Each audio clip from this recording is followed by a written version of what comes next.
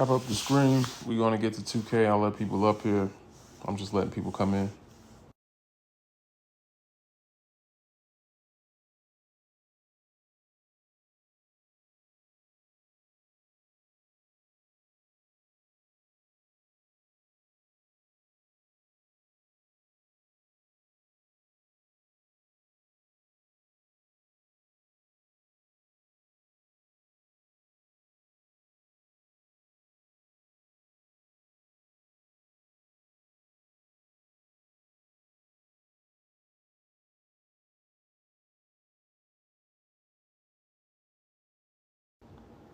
When we get to 2K, I'm going to let people up here. Thank y'all for tapping like. 2K likes, and we'll let people up. Come on up if you want to answer the questions, or you can answer the questions in the comments.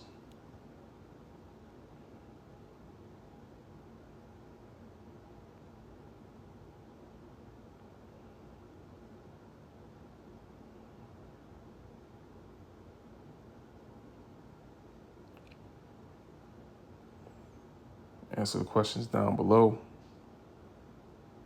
I will grade your answer.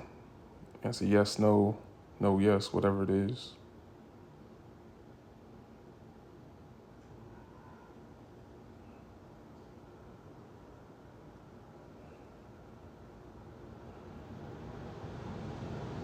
Absolutely, Leisha.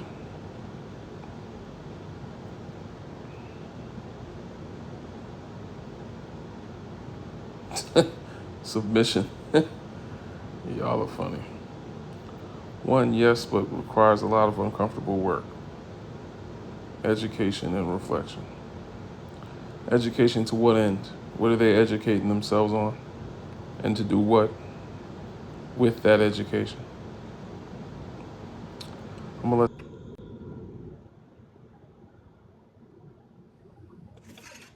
Hello there. Hey, what's going on, Zach? Give us your age, race, and pronouns, please. I'm 33. I'm white, and I'm he, they. All right, talk to us. What would you like to start with? Go ahead and answer the questions. Oh, sure. I hope that white people can be allies. I believe in creating like a happier and better society that is productive, or like in good faith of the individuals in that society, and that includes everyone, regardless of race. And I'm not okay with people in our society like being held down or oppressed, and especially in bad faith. It's not okay. Can the cultures exist peacefully? Not as they are, because as the cultures are now, they are, I think, at odds. I think they both have to adapt to effectively respect each other, but I don't want to suggest that they're like equal, right? Like white people or majority having power in being unfair to black people is not um, like to suggest that like black people should fix that. Like it's unfair. Like you can't when you don't have power, right? Um, so I think that there's more work that needs to be done on in reference to like white people in their majority in power. But yeah, I think the cultures need to like as they are now, can they peacefully exist? I mean, by definition, they can't, because the culture we have as white people is not peaceful, right? But I think it can adapt, and I think they can adapt, and I think we can be more peaceful with one another, and I think we can um, at least start to bring more fairness across our people, and hopefully like equalize, like for example, access and rights. But sorry, I'm rambling a bit, but that's the gist. Okay. You skipped the second question. Oh, I apologize. Are white people inherently racist? I think people, by just nature of growing up, um, basically grow up with biases, right? And some of those may be like in like racism as well. But are they like inherently? I don't think so. I think just people are prone to biases in general. I think racism is just referring to a specific type of bias. And What is your it also definition depends on of the word? context. So, like systemically, I would say yes, especially as things are. But like, are they inherently like safe from birth? Not really. Bias is yes that they need to address, but you know what I mean. What is your definition of inherently? What working definition are you using? I'm sorry, I don't have a clear definition on that. I'm just thinking that inherent like means like you know if you have a white newborn, is that white newborn inherently racist? I don't really think so, right? I think that they're likely to like grow up with various biases that they will have to address, right? When you think of the word white in reference to people, what's the first descriptor you think of? Um, so in this conversation, I think about like the system and government, in which case I do think it is inherently racist by its nature. Okay. So you think of whiteness as a system of government. Oh, I'm sorry. I think of whiteness as a combination of just like skin color, some cultural aspects, some colonialization aspects. Some of these I think are things that people can't help. And I think some of them are things that people can help. Mm. Okay. And Thank you for adding. oh, sure. What? Feel free to challenge me on any of that. I am looking to learn and have your insight. I, I'm honestly not looking to teach. I'm just up here to have a discussion with y'all. I'm looking to learn. But thank you for contributing to the conversation. I'm gonna just move on. You can stay up here. I'm just see what the next guest has to say. Thank you, Zach. Absolutely. Thank you. Addictive. Could you give us your age, race, and pronouns? 27, white, and he, him. All right. Talk to us. Yeah, so I'll go one by one. Can white people be allies? Yes. I think history is pretty evident of that. Are white people inherently racist? No, I do not agree with that at all. Can black and white cultures peacefully coexist? Yes. Hold on. I'm sorry, because I'm gonna laugh. All right. All right. Um, when you say history has shown us that they're allies, can you tell us when? Yeah, Civil War. Do you know who the abolitionists were and what color they were? Okay. Okay. So that would be an ally, right? I guess I kind of nah. Well, I No. mean, who who started the problem that created the environment where they would have to stand up against the institution of slavery? Yeah, so I think you're approaching this as if like a race of people is like some sort of ant colony that has like one mind, but no. So I mean, when you're saying No, you're an I'm saying, ally, that's an I'm individualistic saying the claim. context matters because the way that slavery was introduced was by the same people you're saying are the allies, and I'm just No, it wasn't. asking, Wait, hold like, on. That's not true. Slavery was not, unless you're just talking about chattel slavery, which still that's not accurate. are we talking about Civil War or are we talking about somewhere else? You said introduced slavery, the same people that introduced slavery. I'm talking about in the context of the Civil War, the institution of slavery that existed in transatlantic slave trade. Talking about Yeah, I mean, even in that context of the transatlantic slave trade, it wouldn't be white people that introduced it. who did? It was the Arabs. I mean, they certainly perpetuated it. The Yeah, Arabs, the the Arabs Arabs. started Yeah, the transatlantic slave trade. yes, they were the suppliers. This is like basic history. It's not. That's a damn lie. It But is. no, no, What it do you is mean a that's a damn lie? lie. The Arabs started the Eastern slave trade going out of Africa through the East. Don't come up here and lie to a scholar. I'm sorry, you're straight up lying. But Just saying I'm, you're I'm, lying is I'm willing to have a conversation, and I'm definitely not up here to argue. Please stop putting yourself off mute, or I will take you down.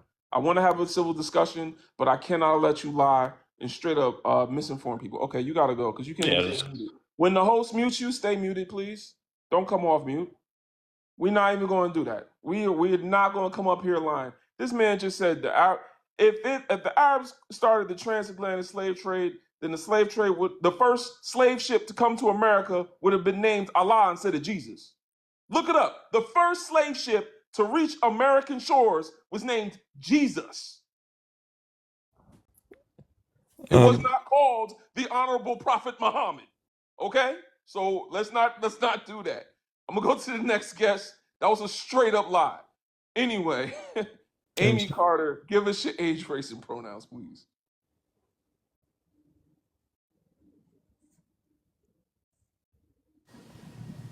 Sorry, I had to unmute myself. Give me 1 second. Sorry, that last guy was hilarious. Go ahead, take your time. Take your time. He just learned wrong, but it happens. We know Christopher Columbus came here first. How you going to tell me that the Persians and the Ottoman Empire and all those people figured it out before the people that discovered America? Come on now, quote unquote discovered it. Come on now. Through the transatlantic and pick up slaves and bring them back, and it was all for monetary gain.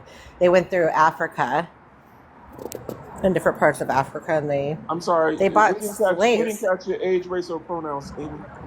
And or to begin. I'm not into the whole pronoun weird shit, but I'm a woman, and my name is Amy, and I don't believe white people when they say they don't do pronouns. This is y'all's language. My ancestors did not choose to speak it. And y'all gonna come up here and act like you don't know your own language. That is weird. Let's not do that. Whenever a white T person say that they don't know what a pronoun is, and this they language. So you gonna block somebody for the pronouns? No sense. I'm sorry. Hold on, country. I didn't come to you yet. Give us your age, race, and pronouns, because you're gonna come off mute anyway. Go ahead. I don't do pronouns for one thing. My age is 50. All right, you don't do pronouns. I'm not giving y'all grace with the pronouns question. You got to answer the pronouns he, she, they. Choose one of them. This is y'all language. This is y'all language. You made sure everybody speak your language. You don't act like you don't. Who brought her back up here? Who brought her back up here? Who brought this person back up on my live? Amy, if you're not going to do pronouns, you got to go. I'm going to go to somebody, the next guest. Your signal is weak. Carter Cartel, give us your age, race, and pronouns, please. Y'all gonna act like you don't know your own language. Well, they also rejected the concept and immediately identified as a woman. It's like they don't understand it. Yeah. Hello? Yeah. Y'all rather call yourselves white. Ain't no hesitation when they call themselves white. I'm white. Well, I don't do pronouns. I don't want to be a she, a he, or a they, but I'm white. Don't forget about that. The oppression part, yeah. I'll tell you about that. But she, he, they, what? I'm part of the oppressive class, though. You better remember. I don't really care. Me, I'm young old man. I don't really care what people call me. I mean, you could call me whatever you want to. I'm he. I'm white. I'm European. I'm whatever you want to call me. I don't care. All right, there we go. That's a healthy attitude. Go ahead, talk to us. So I think the problem with some of this stuff, with this racial stuff, is, for the lack of a better analogy, it's so black and white. There's no nuance in it, you know. So like, even when the thing that you mentioned about how the slave boat was called Jesus Christ, right? Well, Christianity was African before it was ever European. But if you tell most people that now, they think that Christianity is a slave owner religion, that it's a white man's religion. But it was black before it was white. You know, it was Palestinian before it was white. So there's an Orthodox church that it was split away from in 1054. There's a whole Christian. I'm sorry? It wasn't Palestinian. Well, it was in that Palestinian, meaning in that area. Yeah, I mean, it started in Israel, right? Right, but you know, it wasn't Christianity then. It was just just there was Jesus, but Jesus wasn't a Christian. You know what I'm saying? I do, but at the same time, in the scriptures, it says that they first called them Christians in Antioch, and those are scriptures that were embraced by people that are visibly brown. You know, it was only in the 1500s that, you know, Christianity became really, really European and all that kind of stuff. So I'm just saying, the 1500s. Well, I mean, yeah, it went there before that, but that's when it split. That's when the church split. It was 1054. Forgive me. It was 1054 was when was Okay. when Rome broke away. But then you had Okay. the whole Protestant Reformation in the 1500s, and that's where all the denominations we have over here, the way we look at Christianity, all that comes from the 1500s. Mm-hmm. You know what I'm saying? So I'm just saying. So to answer your question, I mean, I don't.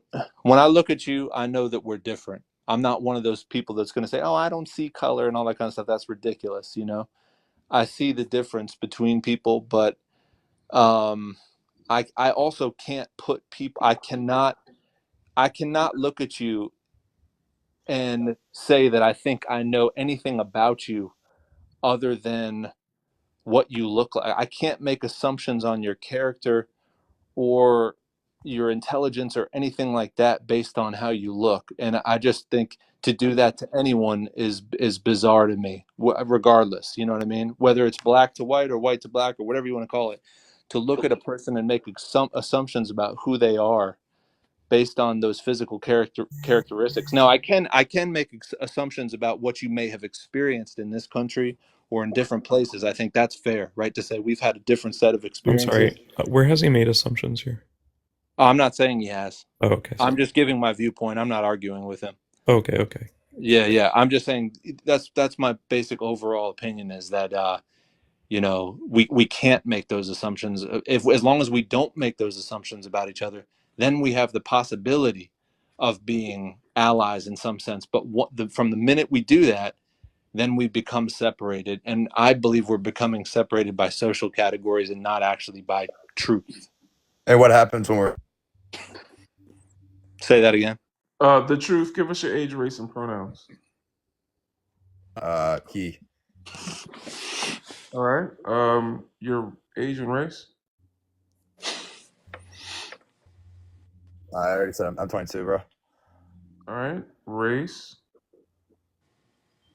I just said I'm white or human. Oh, I didn't hear you say that. Go ahead, talk to us. You seem to be cutting out a bit. That's all. My bad. But when I think of what you just said, Young, at the end, I think of conquering and dividing people, equaling being able to control them. And we're also all born with a color of skin. For the most part, we're born with the religion too, and we're born with the sex. And at the end of the day, most people have no idea who they are. But when I think of all this, I think of conquering and dividing equaling control. And when you look at just think about this real quick. When you look at religion or Christianity, think about all the division in Christianity. When you think about white and black, think about obviously history and think about what happens when we hate our neighbors. We stop thinking about what's actually going on in front of us. But yeah. Okay. And why don't you answer some of the questions for us? Do you believe white tea people can be allies, or Yeah, 100%. Well, YT meaning white people? I don't know. What's Yeah, YT? yeah.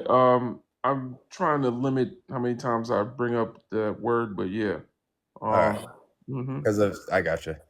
I definitely think that anybody can be allies. It's very easy to live with hate in your heart, but it's also very easy to live with love in your heart. So I think that if you are nice to people, right, it's definitely better than not being nice and hating somebody because of what they're born with. In that case, Hmm. So when would you say whiteness has been about love? Well, I just think that life is all about love, man. And being white is just a skin color that people are born with. Same with like a darker tone, and same with like everybody. There's so many different colors of skin. Yeah, Obviously, nobody's purple, can I but yeah, when you say, when has whiteness been about love? That's what I'm saying is I think you look at a big mass of people that look the same. At least this is what it seems like, okay? Mhm. You look at a big mass of people that looks the same and you make a fundamental assumption about their character, even though many of those people have nothing to do, may have experienced, may have benefited from, or may have experienced some of the things, or may have even been like I said, may have received some of the wealth from injustices, right? But it's still, there's just people who have good intentions, good hearts, who have been born into a certain system. There's there's Appalachian people here in North Carolina that live in the mountains that, they honestly, they're barely literate. You know what I mean? And they've gone on and lived their lives. Are those people somehow oppressors? Maybe they look like what you see in your head as an oppressor, Where but are they indigenous to the Appalachian Mountains? no, of course not. But I mean, I could say the same thing. Like, if we were in Africa right now and there were various tribes of people that had fought over hundreds or thousands of years, and before they were in, let's say, West Africa, and now they were located in Southwest Africa, right? Could I say, well, hey, your tribe is not indigenous to this? I mean, there's anywhere you go, there are groups Well, of I mean people who have that's a little conquered. bit different because a lot of the conflict that happened in Africa, even after there was a winner declared in the war, their culture would still stay intact. They wouldn't, Well, you know, what about the Comanches, right? So The please indigenous forgive tribe, the me. Comanches. What about the Comanches who went around and brutalized other tribes and took over their land? Isn't that just kind of the history of it's the not the world in same general? thing. It's not the same Why is thing, it? I just John. don't understand what we're getting out of this. All right. Because Explain one, that to explain that part All to right. me. I think what's a little bit incorrect here is that like when we're talking about like white people, I think it's more in reference to like specific systems in colonialization, and like westernization, especially like, and I'm weak on history, so feel free to like correct me. I'm very But also strong on history, by the But way. that's my point. excellent. But I that's just But my want also point. like everyone to know that. That's a especially weird. colonialization on behalf of like the British like effectively taking over much of the world, But right? that's my point. That's weird to us to look at a group of people and tie them to, like, No, just a person. it's incorrect to say that conflict arises because of a threat of exploitation or an intention to exploit another group of people, So when you another look at a indigenous random group white of person, people. That is not the same thing. White people traveled across the Atlantic Ocean to exploit people, take their so land brother, and take their resources. Bro, That is brother, much you're different playing like a than true victim card here. indigenous. That is brother much legend, different let than me ask true you. indigenous people from that land having a conflict due to something going on with marriage, a lack of resources that they're fighting over, or anything else like that. Uh, Yeah, but who Actually sold the going to slaves to the exploit white people people? is different. Who Yeah, but sold the bro, slaves in Africa to the white people? it's What? so bizarre. It's so bizarre that you think that that's a different. I mean, if you just went outside right now and you just saw a random white person walking by, what assumptions are you making about that person? Tell me. I'm curious to understand that. What assumptions do you make about that person, about their character? I don't. I understand if you believe that they've been the recipients of of a system of injustice. I Well, get that's all it that, right there, and wouldn't it?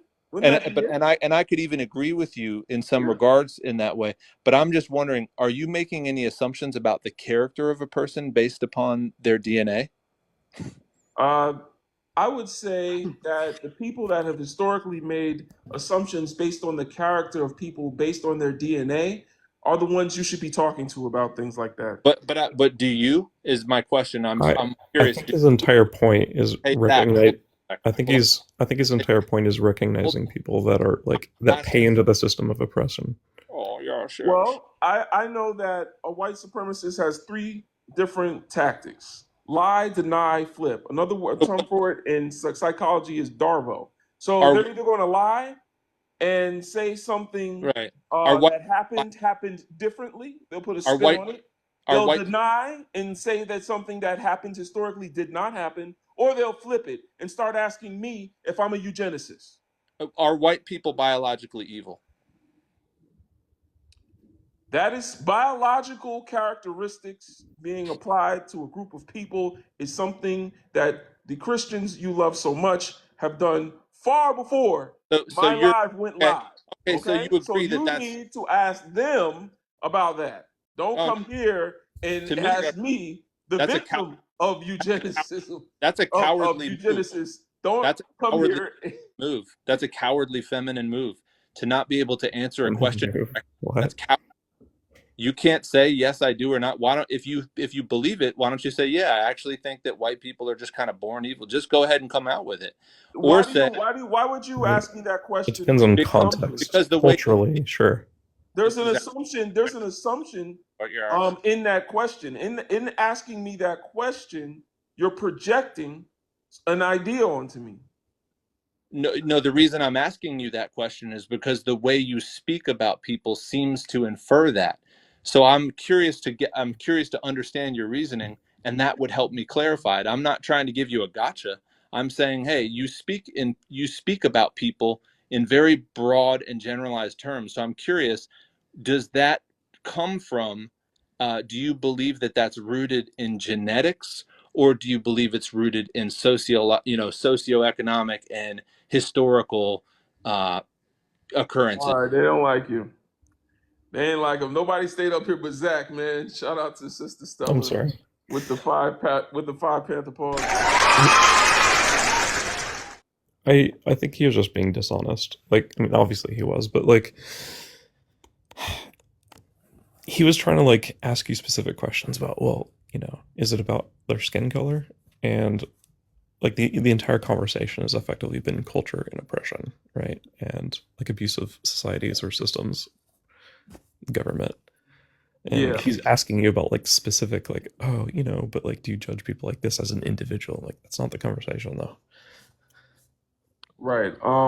Yeah, I'm looking at the entire group and system that was set in place to Right. justify you know exploitation. When I talk about whiteness, the first word I think of is violence. When I say white people, I think violent people.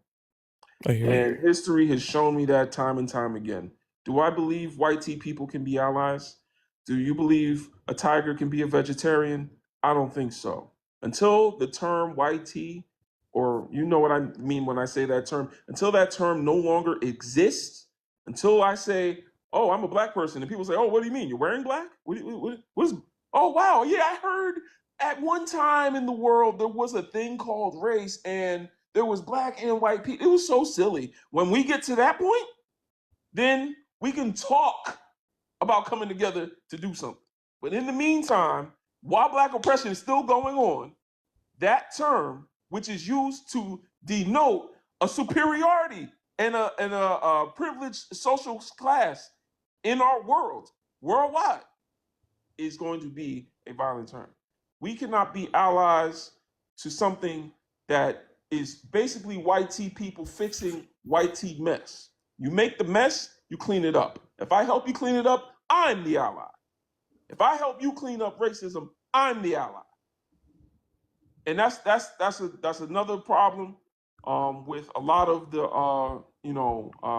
anti-racist, is that anti-racist is something that benefits the oppressors group because they have seen $13 trillion, I believe, in losses because of discrimination in mortgages. The Wall Street Journal reports that racism has cost America $13 trillion. It's like y'all are hurting yourselves over a fear that one day a phenotype or a skin color no one else gives a damn about but y'all might disappear. The browning of America. Y'all so afraid these blue eyes are gonna go away. Even though for most of human history until about 8,000 years ago, at the most, everyone was black. Until 100,000 years ago, the great bottleneck migration out of Africa started. For 2/3 of human history, everybody was in Africa. Everybody. So humanity's natural default state is blackness, what we now call blackness, which is an African in oppression, an African in the context of oppression. Are white people inherently racist? Absolutely. Inherently means an essential. An essential part of. So an essential part of whiteness is racism, because, like I said earlier, the idea of race is a social oppressive hierarchy. It's a caste system. That being the case, it is inherent to identifying as white for you to be racist. If y'all want to say they're not born that way, okay. Well, how many of y'all was born like Tarzan? Then we could talk about it. And Tarzan is even about race, right? Because we know the black people was the gorillas he was with. We know that. We know that that's how y'all looked at that. We're not slow. A white man landed in Africa and all of a sudden gorillas and people falling in love. All right. But anyway, when it comes to not being inherently racist, a person that society would still deem white could be born amongst the wolves, and then I might see kind of how this person did not internalize their white identity in ways that could do harm to non-white people. But seeing as most of us were born with a TV set, most of us was born seeing commercials and magazines and all that other stuff promoting white supremacy in very subtle, microaggressive ways, then guess what? As soon as a 5-year-old child is given a doll, and it's a black doll, a 5-year-old white child is given a doll, and she says, no, that doll is ugly. And then she gives him a white doll, and she says, oh, this doll is pretty. Then the racism has been inherently introduced to this child. And then can black and white cultures peacefully coexist? Absolutely not. Absolutely not, because as I said earlier, black and white are two class statuses in a racial hierarchy. As long as that racial hierarchy continues to exist, there will be no peace, because that racial hierarchy is built on injustice and exploitation. That was the purpose of it to begin with. There can be no justice if there is no peace, and if there is no peace, there can be no love, and until there is love, there can be no peaceful coexistence. Martin Luther King said, true peace is not the absence of tension, but the presence of justice. True peace is not the absence of tension, but the presence of justice. We are not in the presence of justice in the United States of America. We're in the presence of injustice. That being the case, no justice, no peace. We cannot peacefully coexist. The cultures will not see eye to eye. All right, I'm done. Anybody else who wants to come up, feel free. Let's talk about it.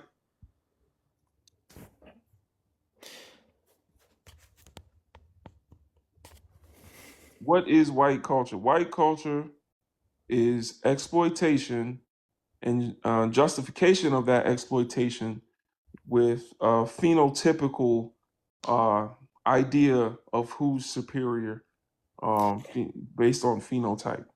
So I'm not sure if I have like a good perception of this, but my overall understanding is like we, especially after like the British were taking after the British, right? We have these cultural entitlement and colonialization like attitudes that are perpetuated, especially through like the Christian religion throughout white culture, especially in the United States, effectively resulting in a culture and system and government of oppression,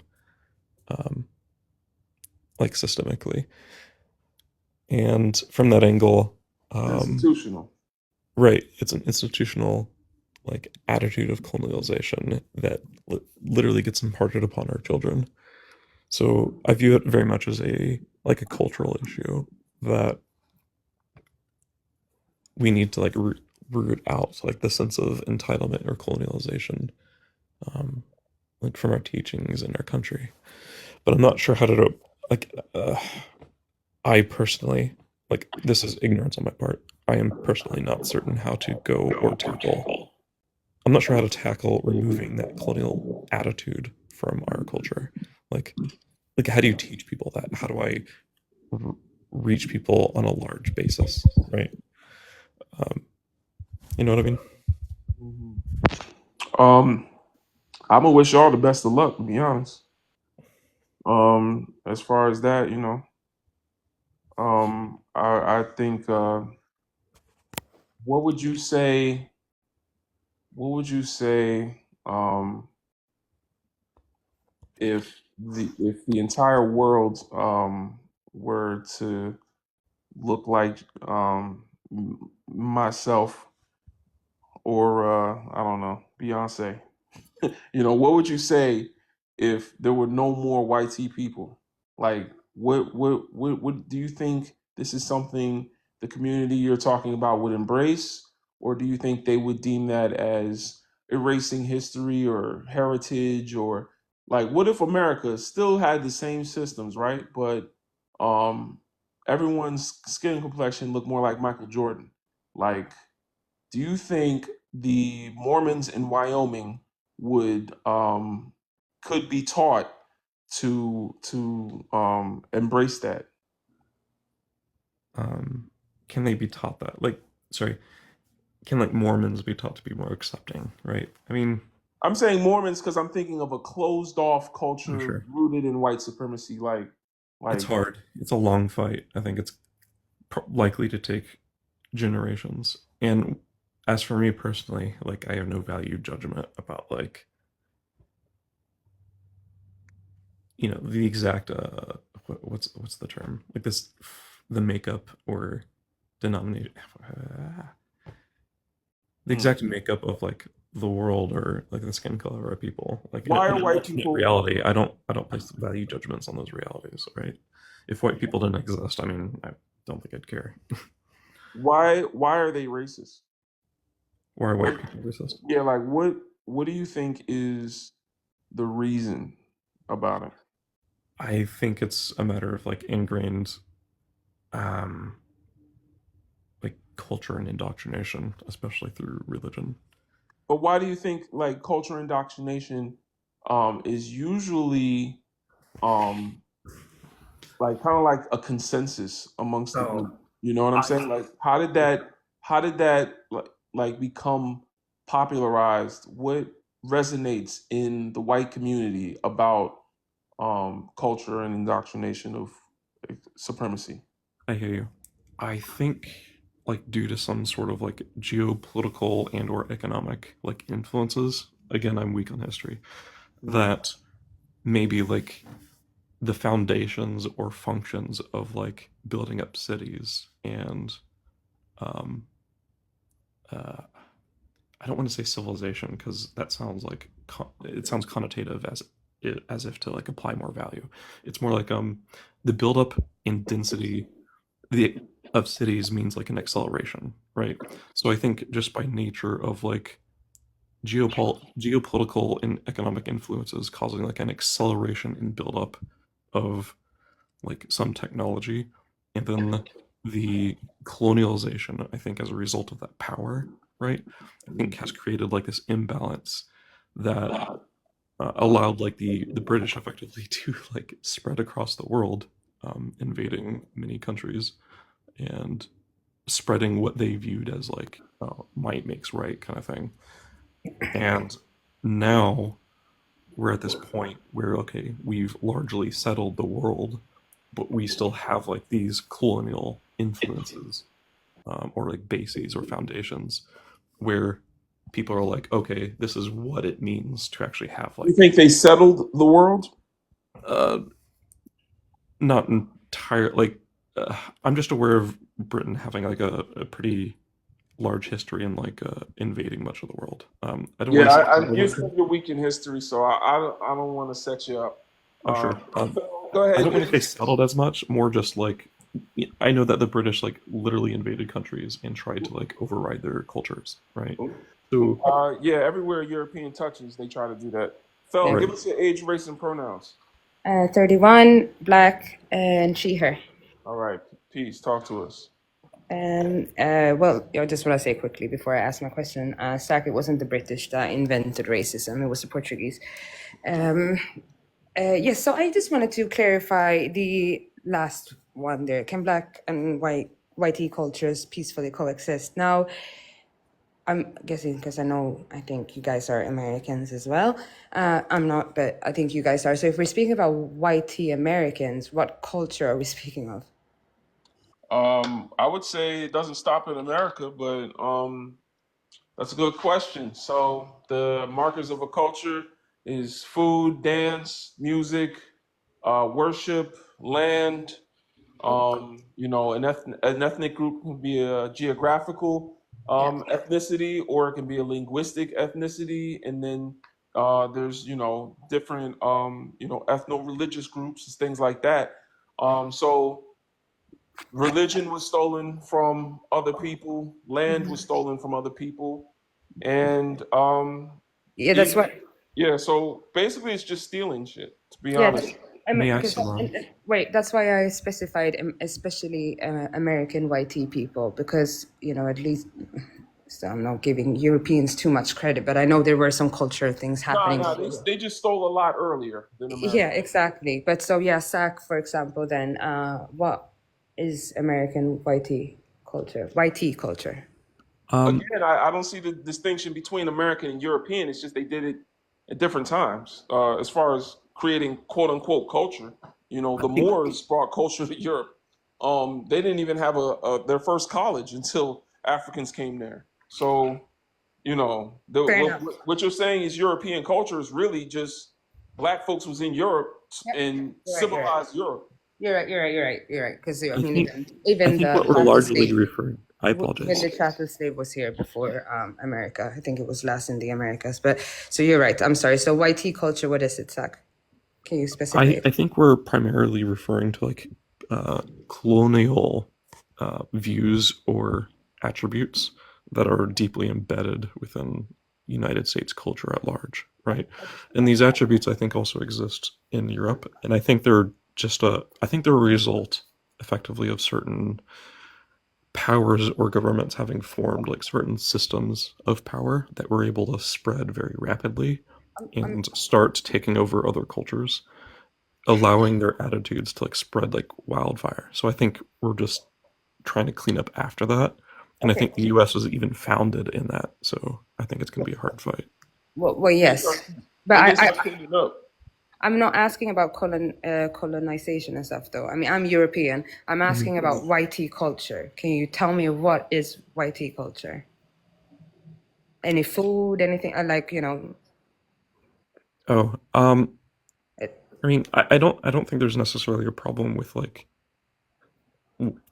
like white culture by itself. I think the problem is that it's currently conflated with like these colonial values that I I'm think not. disrespect other cultures. I'm not saying it's a problem with whitey culture. I am asking what is whitey culture. Can you explain? Because I can explain, for example, black. I'm sorry. I would love an example. Thank you. No, I'm asking. I'm asking you if you could tell me what whitey culture is, because I don't know. I Oh, can't think of oh, I anything. see. Can you tell me what kind of answer you're looking for? Like, how would you describe another culture? Well, I mean, for example, so I have a lot of like, I have family like from Cape Verde, okay, like culture from Cape Verde. I live in Europe now, and I was born and raised in Europe, in Sweden, but I have a lot of heritage and lineage from there. For example, in Cape Verde, we have a dance called Funana, Kizumba and stuff, which was something the slaves were dancing. They were doing it at the beach in the ends of the day. In secret, because it's it was a closed dance and stuff like that. So I can give you that. We have like foods and stuff from other we have examples from other cultures, and we have music, exactly like the comment said. So I'm asking you if you can give me an example of what whitey culture is. Okay. Well, I grew up in Texas, and I would say, and I currently live in Seattle. I call Seattle my home. Texas, I would say, is quite white, nationalistic, conservative, traditional, judgmental, a little bit shut down and referred to in reference to like mental health or healthcare. There's a lot of entitlement in a lot of white culture, and I think by nature of the extreme majority, I think that white culture also often involves like a certain amount of what's the term? Homogeneity.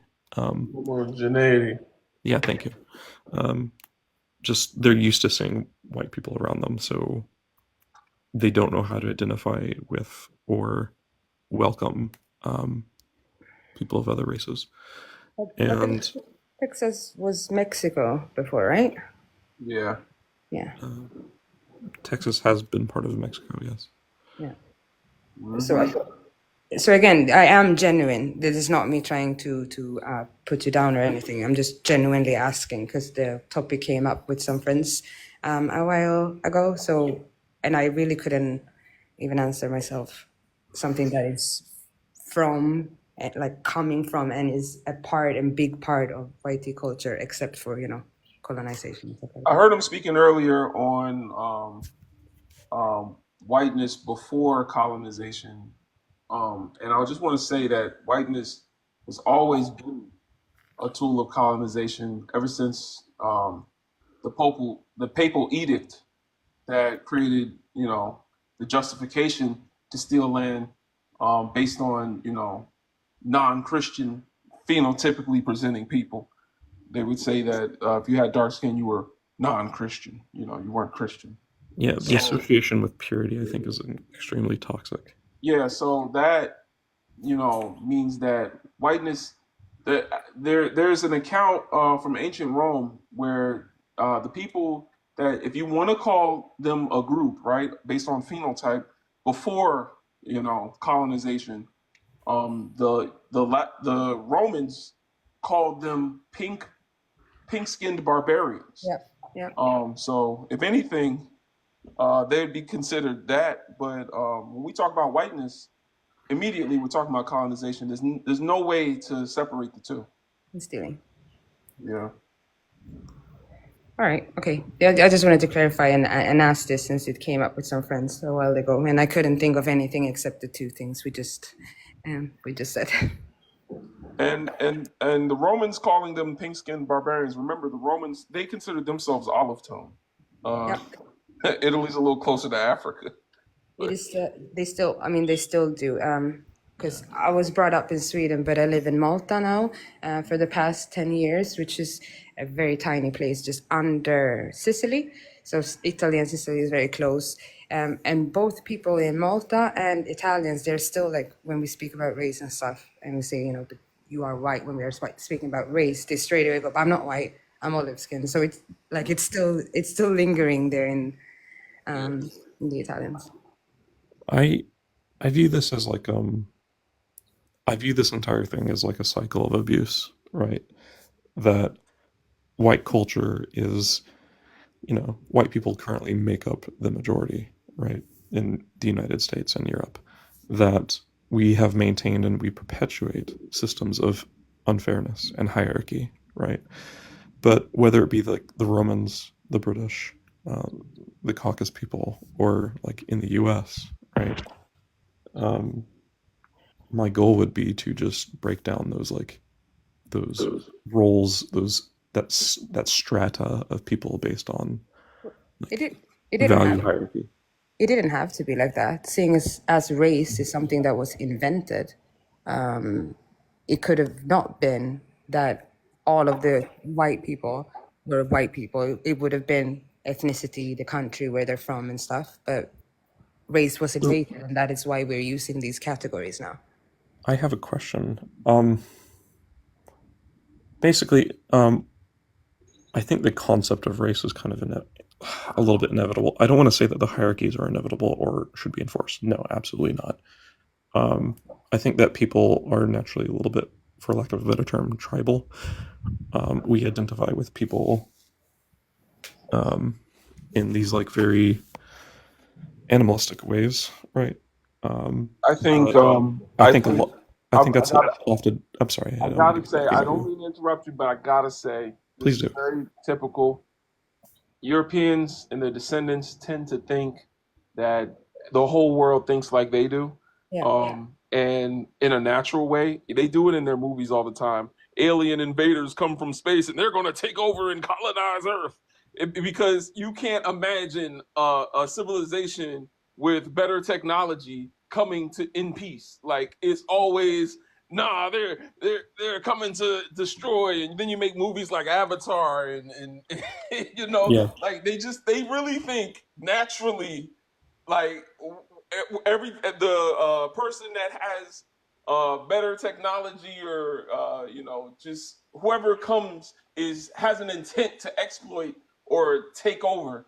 Exactly. And I just think that's funny because it's projection, right? Like if race were a natural part of just the human psyche, it would have existed before. Like white tea people are not new. There's white tea people painted on the walls of ancient Egyptians. Like they've been here for a long. No one said there was a class system based on phenotype until Europeans got the ball, and that's what happened. Oh, sure. Exactly. What I mean is like, yeah, I agree with you that like the concept of race, like in hierarchy, I think is absolute BS. But like, what I'm saying is like, I think it is inevitable for people to kind of like identify with, by default, people that like Well, I mean, we look had like the them. we had the Egyptians, you know, before. Like there were people that, you know, they had their roots and everything, but it doesn't. I wouldn't say that race necessarily and racism is inevitable. Oppression and injustices Oh are, no, but I mean, racism, you know, it was created to justify chattel slavery and right. literally white people on top of society. So Oh, sure. Sorry. When I was referring to race in that context, I meant like purely identification of, um, I guess people kind of grouping with who they identify with, right? but I don't mean in the context of hierarchy. I agree with you that like I think that I think the concept of race hierarchy was indeed like created to like cast judgment to rationalize hurting but others. But I think a so lot of that is just I think that is basically just born out of ignorance. But when Right? Christopher Columbus sailed, to the New World, quote unquote, even Mhm. though it was old to a lot of people, but it was new to him. Um, he got there and he met people that didn't know how to lie because they had no reason to. They uh, welcomed him, offered him resources, taught them about their ways or tried at least. Same thing in Africa. When early invaders came into Africa during the Roman Empire, same thing. Like very welcoming. They're not from a place where they're resource deprived. They knew how to farm and grow things, so they didn't have to hunt to eat. So they weren't used to like a lot of like you know, unaliving and doing things to survive in cold, harsh winters. So, you know, what we see natural to humanity is really xenophilia, not xenophobia, and not division, but seeing the humanity in other people until we get to Europe. and exactly, and because and also it's a bit contradicting if you say not race as in the hierarchy, but race is like as in like identifying people. We identify people before racism was created. Like we say the ancient Egypt, we say the I forgot the name of Machu Picchu. No, where in Machu Picchu? Uh, the As Indians, Yes, exactly. And we say like the Romans, even we don't even say white people like about Romans. We say the Romans, you know. So we are identifying tribes and you know different groups and cultures of people in that way before the time that racism was invented. So to say, like, do you know what I mean, Zach? Yes, throughout all of I think we're mankind's just talking. I apologize. I agree with you. I think we're just talking past each other a little bit. I think what I'm referring to is just, I guess, I think a better term I might describe is like natural structures versus like a hierarchy to suggest that there are values in specific structures over or peoples over others. Natural structures, how? I mean, even in Africa, there are so many countries in Africa, and there's been so many tribes before the transatlantic slave trade. So many different tribes. They wouldn't say that we are all one people when there was one tribe here and one tribe there. You know, they wouldn't say that they were different tribes living near each other and all of those things, but different tribes. So it's Right. not until racism was created that, you know, everyone, like even me and the host, we're not from the same country at all. But if we're standing next to each other, we're black. It's not gonna be, oh, I think, you know, this is where you're coming from, this is where you're coming from. It's gonna be, we're black. yeah, for all of most of human history, a people were associated with the land history or culture. So again, linguistic, geographic, or just your by history we're talking about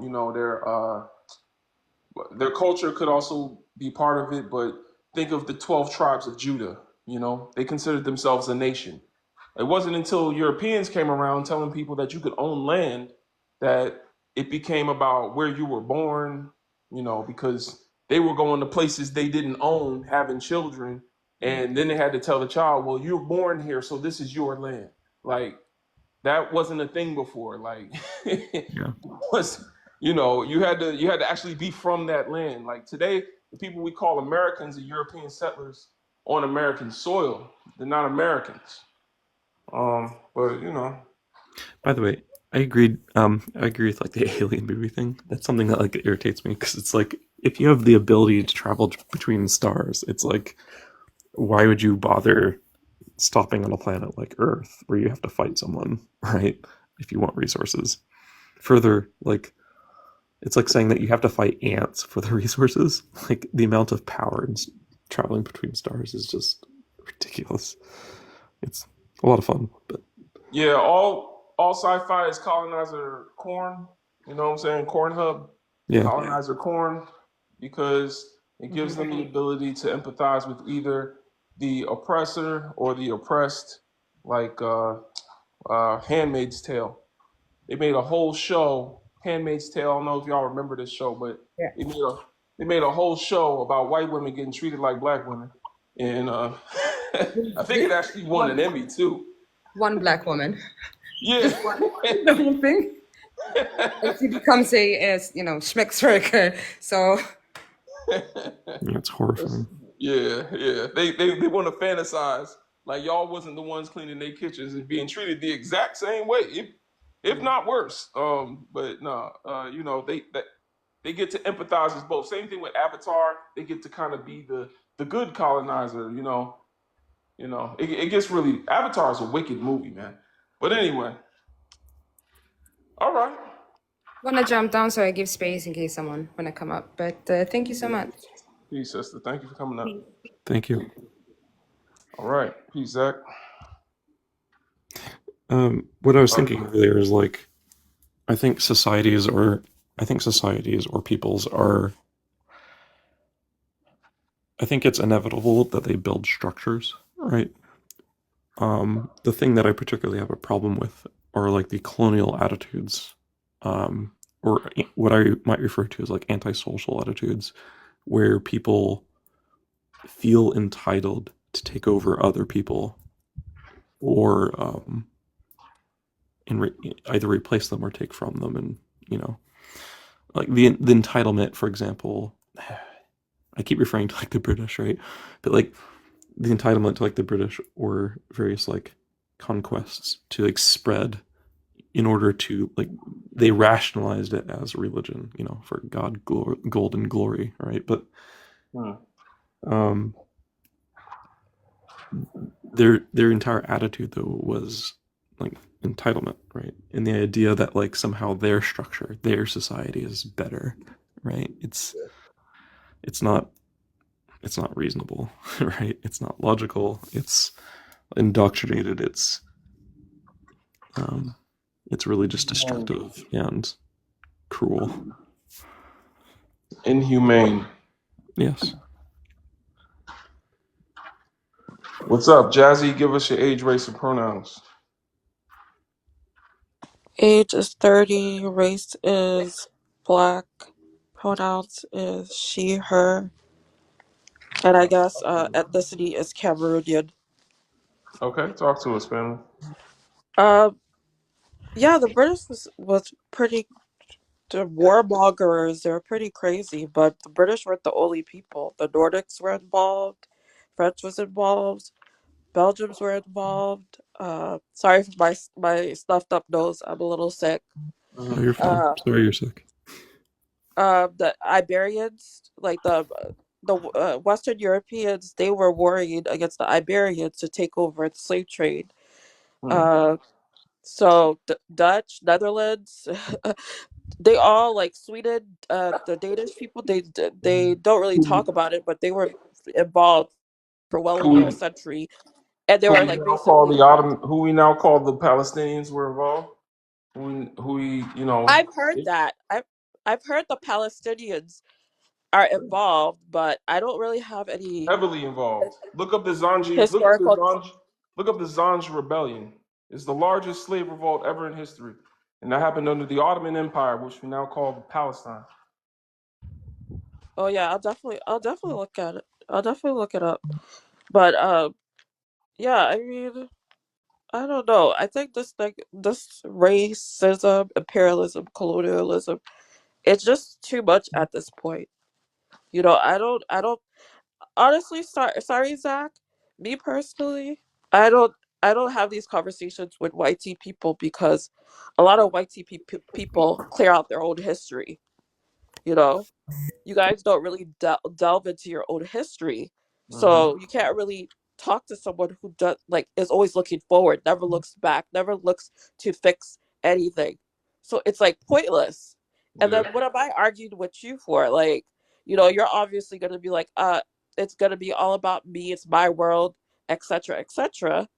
You know, I mean, I might be a radical person, but I'm a separatist. I think the only way we could get better is to separate ourselves for a good amount of time, like 100 years or so, and then maybe when we want to integrate, that's fine. But I don't think this uh massive manipulation. I think, Zach, you guys have a lot of great manipulation. You're very manipulative, even when you don't try to. It's a talent, honestly.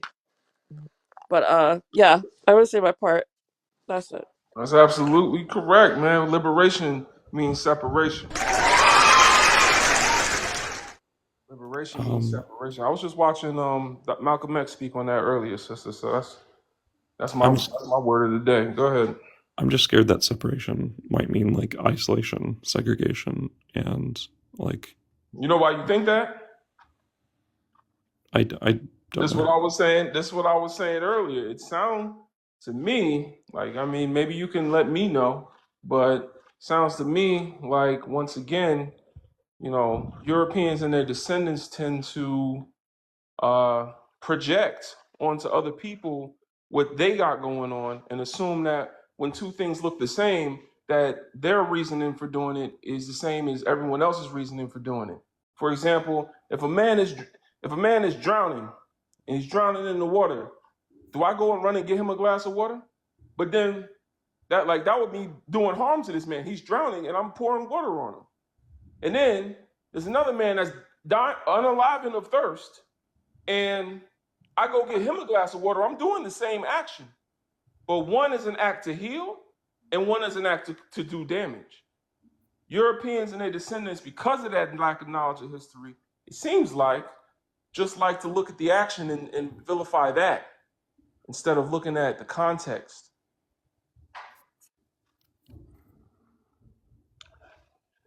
I challenge you this.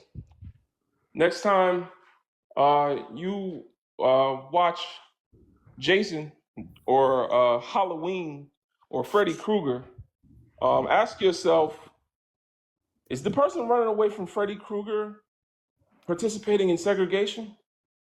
Is this person, I mean, it seems like they're separating or something, like they don't want to unify. Where's the diversity if Freddy's not in the room?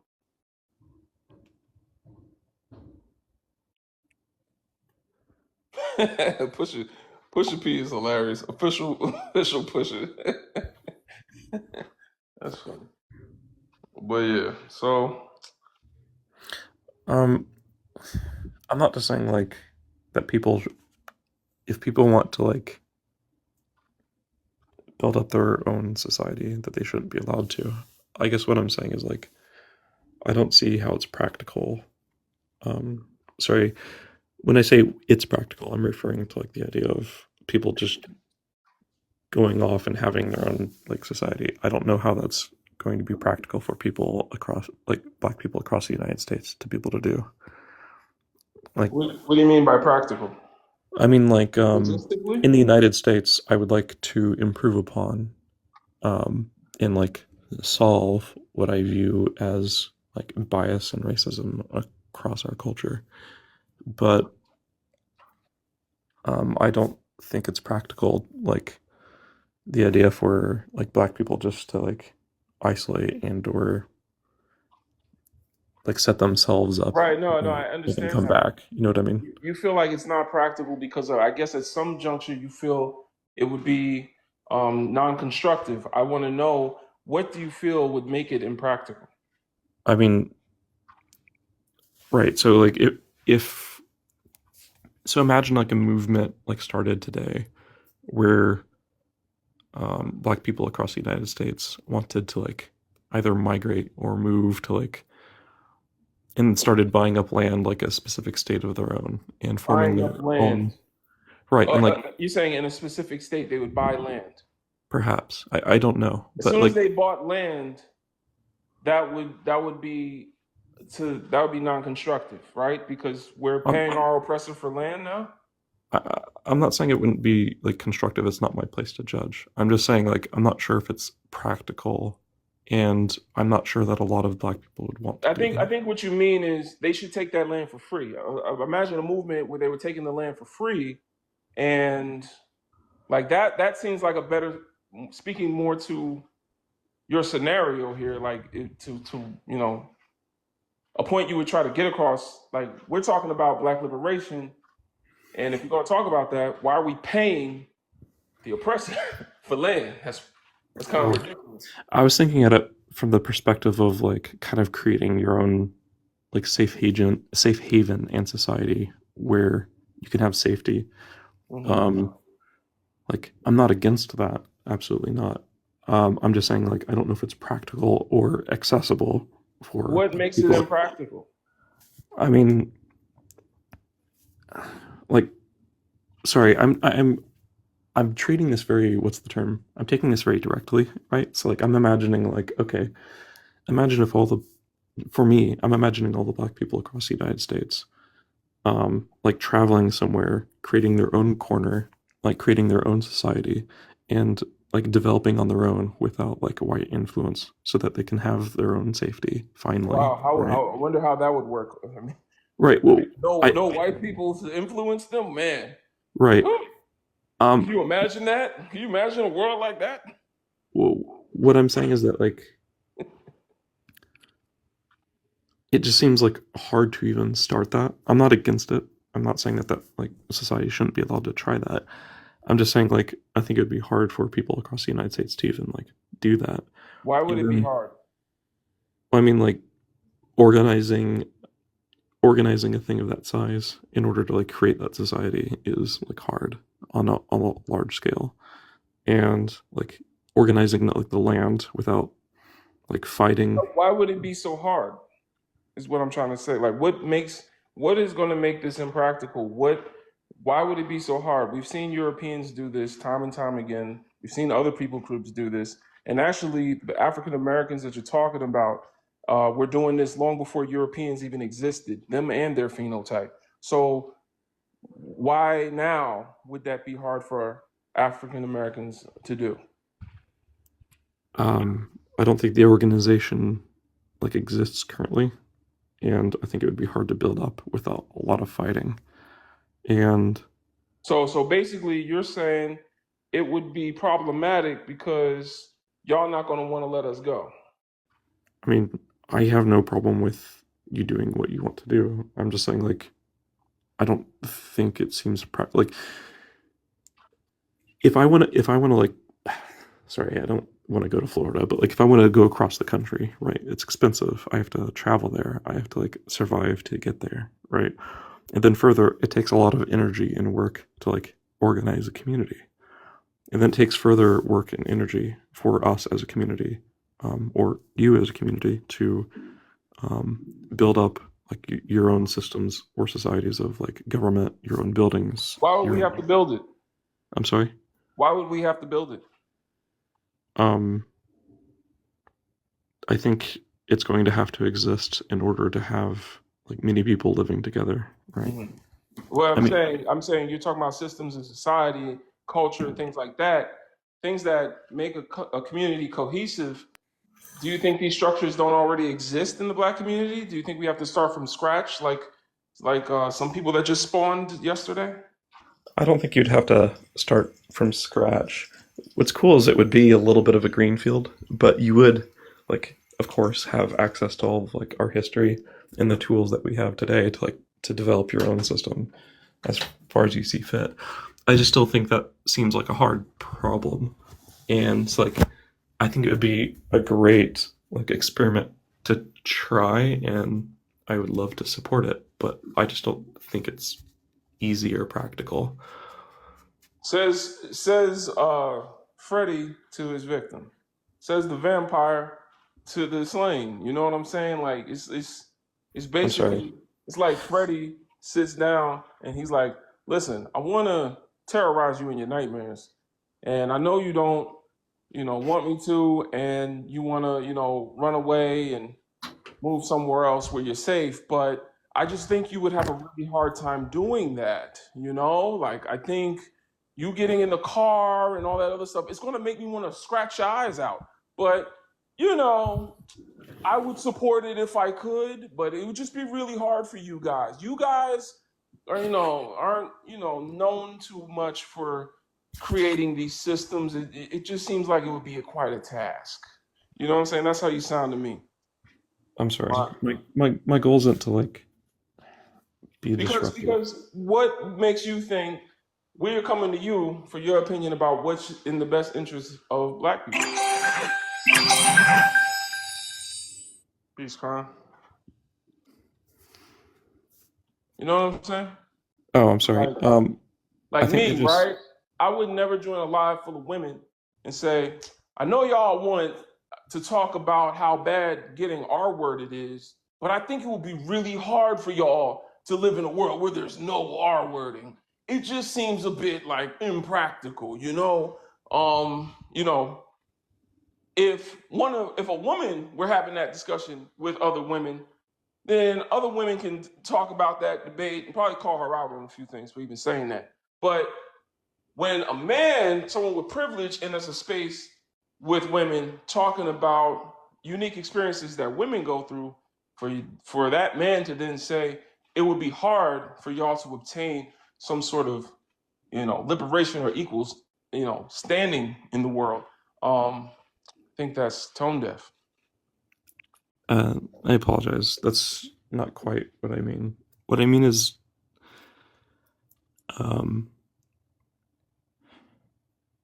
my vision for equality and breaking down racism and colonial attitudes across the United States doesn't.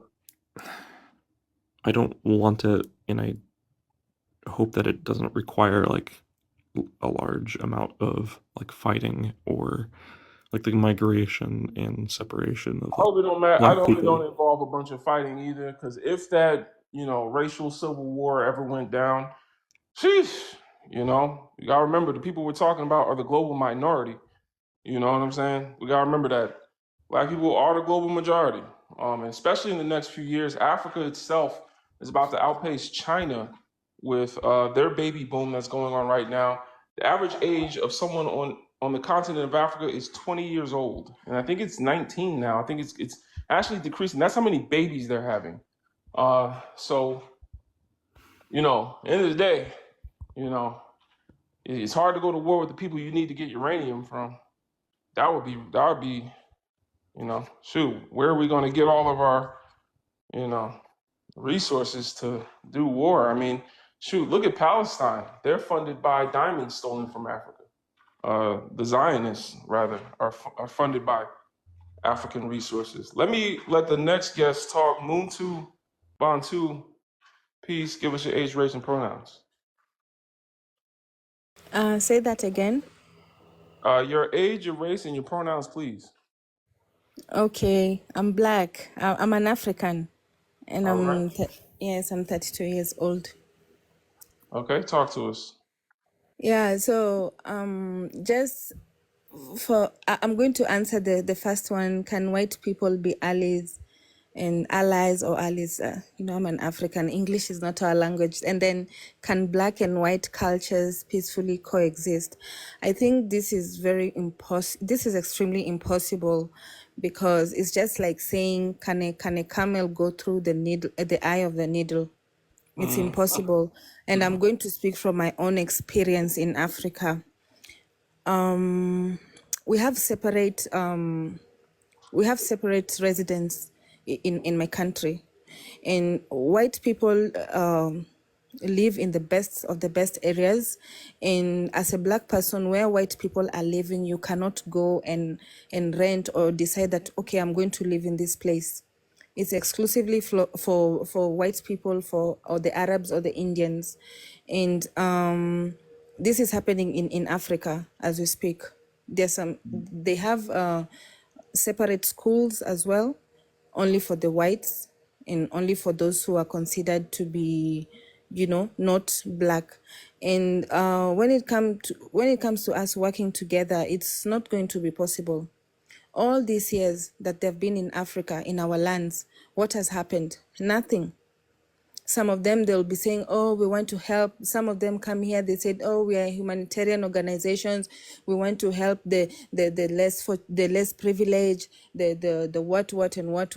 We still have the biggest slum in Africa, in my country, Kenya, called Kibera.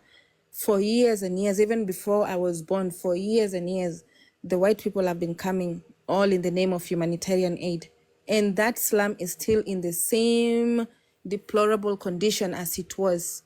So I'm just thinking, why are we partnering with them? We've never benefited from them. In fact, our suffering is their survival. Our suffering is like when we suffer, that's when they prosper.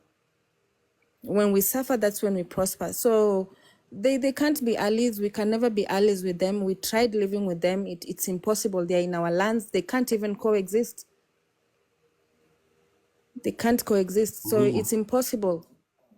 We can never, ever, ever, ever be allies with white people.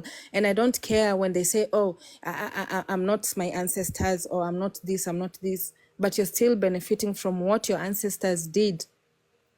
If you're not your ancestors, give up those things that your ancestors stole and give it back to the black people. That's what we want. You give us back everything your ancestors took from us, because they are ours. I heard that. Where you from, sister? I'm from this colonial paddock called Kenya. Oh, okay. All right. Yeah. Shout out to my Kenyan brothers and sisters out there. I don't know about Rudo, man. No, not Rudo. Who y'all got? Y'all got Ruto. Yeah, y'all do got Rudo. Oh my Oh, goodness. it's a disappointment, my brother. It's a big disappointment. Yeah, because when he sent the thing with the son in the military to Haiti, I was at first I thought it was a thing. I'm like, okay, but now that we know the truth, it's like, man, he over here licking boots and kissing ass. And it's just a shame, man. But big up the Kenyan brothers and sisters. Do you know, before I go, before I off my mic, do you know we have because Kenya exports tea to the rest of the world, and coffee and whatnot. Do you know our biggest tea farm now, it's being owned by the Arabs?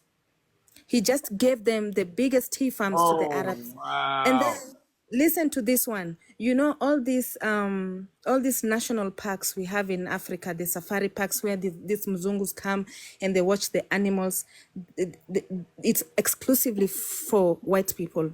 You, as a black person, you cannot even go and see your own wild animals in your own country. It's extremely expensive. But these people, they walk in, their visa processes is so easy. They come in the country with this attitude, like, they feel so superior when they are walking in our lands. And then you're telling me that if we can be allies with white people. No, we can't. We can't coexist. We can't coexist. And we have been, there's an expose going on how all these safari parks where these animals are entrances to gold mines, exclusively for the Europeans. Exclusively for the Europeans. So when white people say, oh, I'm not racist, I'm not my ancestors, I'm not going to suffer for what my ancestors are doing, but you people are enjoying our birthrights. All these natural resources are our birthrights. So if you say you're not your ancestor, then give up everything and you go back to where you came from. Give back everything to us. Absolutely. This is what they don't want to do. Mm-hmm. And they say they are not racist, but they are enjoying the fruits, the fruits of what their ancestors did everywhere in the world. Absolutely. I agree with the sentiments at large, but like I don't know how to solve that myself, right? Like part of the problem is even if I like personally like give up everything I have, right? I don't think it might help someone and make someone feel better, but like it would harm me to a large extent, and I don't think it would solve the problem like systemically. If unaliving all racist people would eradicate racism from the earth, and I could push a button and unalive all racist people, and I mean Dr. Khalid Muhammad's idea of who's racist and who's not. Would you think it'd be ethical for me to push that button? What's his idea of racism? Sorry.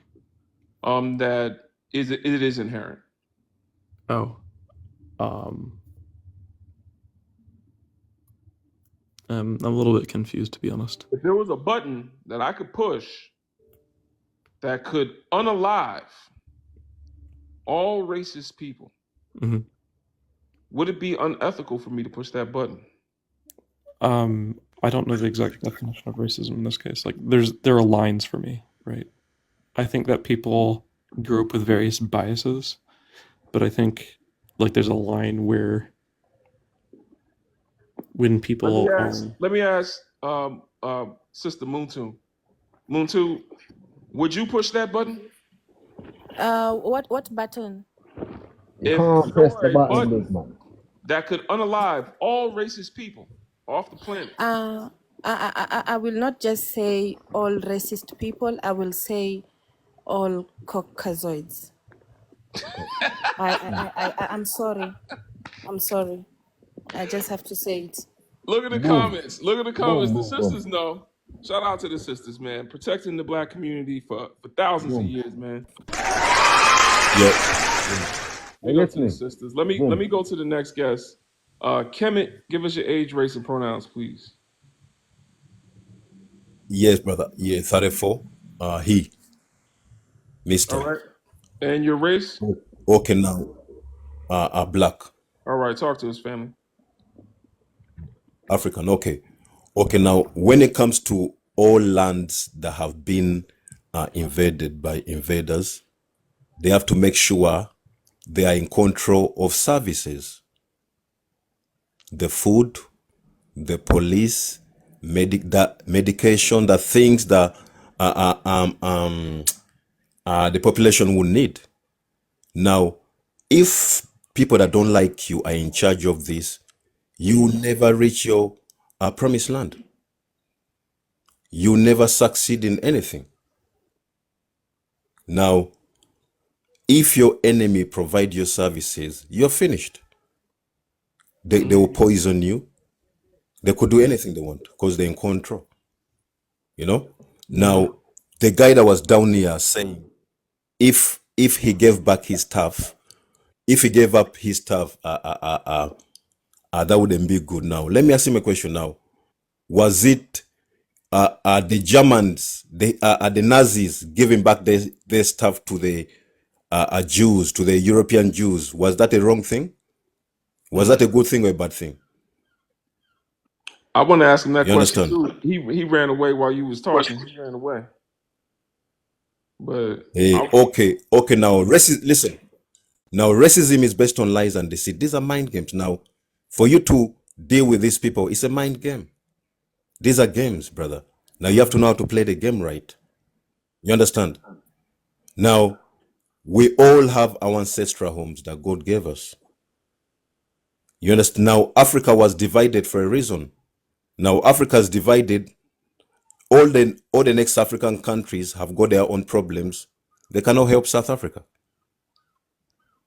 You understand? Now, all countries were divided, so nobody helps nobody. Everybody has got problems of their own. Problems are not stopping. There's a reason why, you know? Mm-hmm. And these things are easily solved. These things are easily solved. Like in America, if the African Americans want to reach the promised land, you have to supply. You have to supply your own services. You have to provide your own services, and that's it. Cause you spend too much money. And look, if African Americans can come together and open up a Go Fund, we Africans can borrow money off you instead of borrowing money off the IMF. We could borrow money off you. You know what I mean? You know? Now you will be, cause you talented in every sector. And we are family. You understand? We are family. We don't need to tell you this. You know? Now we give the corporations to you. All corporations owned by America, they go to you. Now Americans have to go through you. Now services, having these services, you're very important. You're needed. You know? Yeah. Now this is how you get control and identity and everything. You know, without no Africa, there's a problem. Yeah, absolutely. Because I'm sorry. Go ahead. they need Africa. They need Africa, but you are Africa. And if you start acting like African, everything finished. You know, you've reached the promised land. Absolutely. That's facts. As goes Africa, so goes all African people. As long as they are oppressed, we'll continue to be oppressed here in America until Africa is respected and has taken back her rightful throne. We Black people in the West, Africans of the West, are going to continue to struggle. So we need a power base, an economic power base, and an economic connection back to our motherland. Somebody put Free Congo and a GoFundMe down there. I'm gonna check that out. But yes, absolutely, we should be turning our focus back towards the continent in this digital age. You know, because a lot of the resources stolen from our people are put in our people's hands, and we use these resources, you know, as concessions of our oppressor. We use these resources, the crumbs from his table, stolen from our people, to make videos shaking our ass and rapping and distracting ourselves from the real issues afoot, real issues going on in our community. So I would challenge everybody, Brother, to listen. use these resources to help your brothers and sisters in the best way that you know how. Go ahead, Kemet. Yes, brother, listen to this. Now, China invested Congo gave China a copper mine for 7 billion. Now, African Americans can come up with this, a few of them, and that money will go into the community. You know, imagine owning the mines. Yeah. You know what I mean? Now, we will have a good share. Of us will have a good share home and abroad because we are family, and this is how we're supposed to be thinking right now. You know, now Yeah. African Americans need to open up a Go Fund. Listen, now imagine 2,000 people. If everybody puts in $10, that's $20,000. Yeah. No, I mean it could work, You know, but you know, of course that's only a band-aid on the wound. You know, the wound is like they done sawed half our head off. You know, our head is hanging like this. Like we need more than a band-aid, but that is a no, band-aid listen, now. brother, listen. Now, we know what the problem is. The problem is services. Now, if you could provide your own services, everything finished. Because if you have to go to your enemy for your services, brother, there's problems. You know, Yeah. there's problems. You could never do anything properly. You'll be paranoid all your life. How could you do things properly if you're paranoid all your life? Mm-hmm. Absolutely. And that's what you have to do. You know? Yeah. I'm just saying we need to build economy with Africa as well. African resources as far as maybe even if it's just something simple like shea butter from Lake Rekba, in Senegal. Like, we could Brother, brother, pay for no. Brother, resources. oil. Brother, oil. Yeah, no, I know oil, all that. I'm saying in the meantime, I'm saying, things that we need to start thinking about as people, as Africans in America, we need to at some point have like a handshake, a money handshake with the continent, buying things from the continent for black owned businesses here, Yes. where, Yeah. And that's easily yeah, and that's easily done. Listen, brother. yeah. That's easily done from here. You could do this right now from here. Listen, brother. Mhm. If you open up a Gulf fund, Americans, anybody can put in a dollar, $10. By the end of the year, you have billions of money there, right there. Now, China, you have even more than 20 billion, maybe. Now China bought the gold mine. It leased the gold mine for £7 billion, but they will make trillions out of it. Mhm. Now, imagine it's an African American organization. You know what I mean? That's got this corporation. Imagine that's a trillions coming to you. Now, remember, Africa's got multi countries. Now, imagine you invest in every African country. Do you know how much money is coming to your community? Yeah, I know. You are a powerhouse. You are Yeah, a powerhouse. yeah, You know. Now, brother, it's just the mindset. It's just the mindset. yeah. It's which African you're talking to. It's the mindset. The mindset can change. You need to go home for holiday. You know, Mm-hmm. you need to go every America right now. You need to go Burkina Faso. Go Burkina Faso. Go to Mali and go to Niger. These countries are free themselves from imperial people right now. They're calling diaspora people to come right now and invest AES, into the yeah. country. Now imagine bringing in food. You imagine farm. We have too much land growing your own food in Africa. And bringing it up there. Mm-hmm. No GM modified food. Real food. You know what I mean? Your real food.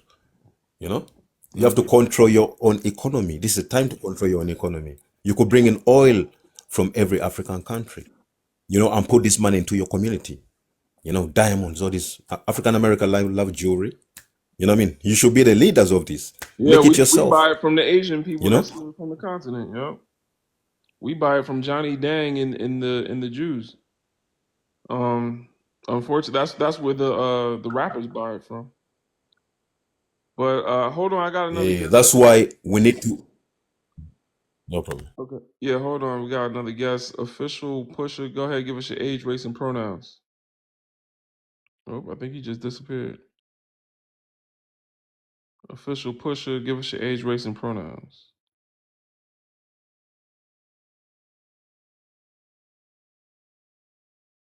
Seems like he's stuck.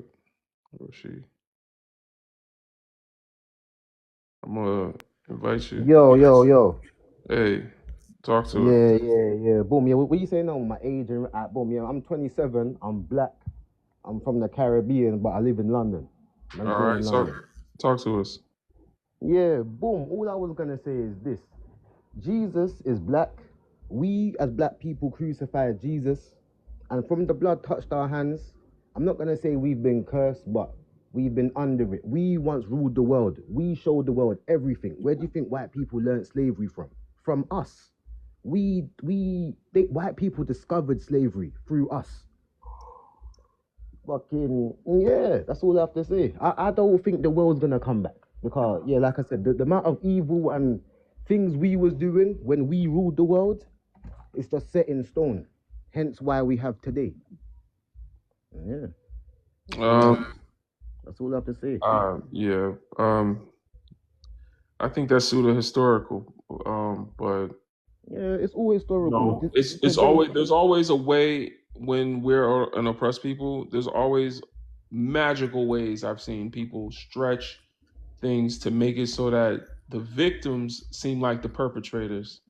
There of course were slaves, or what I would like to call servants, in African kingdoms. However, their kingdoms were not built, their civilizations, societies were not built on slavery. There's a difference between slave nations and nations with slaves. And we need to distinguish that, because America was built on slavery. America has never operated without slavery.